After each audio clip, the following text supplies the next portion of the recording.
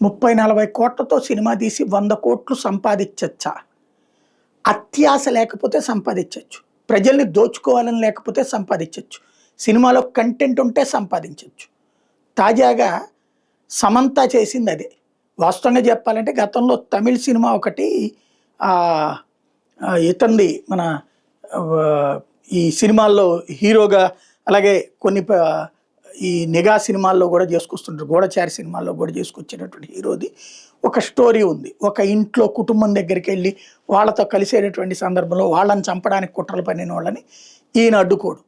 అట్లాంటిదే కొంచెం story different అనమాట. ఇక్కడ ఈమె ఒక కుటుంబాన్ని రక్షించేందుకోసం వెళ్ళి చాలా చక్కటి నేరేషన్ నందిని రెడ్డి అద్భుతంగా సాధించుకొచ్చింది.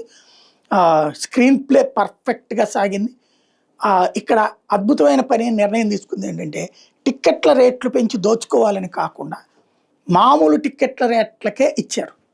దాంతో 100 కోట్లు సంపాదించారు. ఏకంగా 100 కోట్ల క్లబ్లోకి చేరింది. సమంత సొంత సినిమా, తనే నిర్మాతగా, తనే ప్రధాన క్యారెక్టర్గా చేసింది. ఒక అద్భుతమైన విజయాన్ని సాధించింది.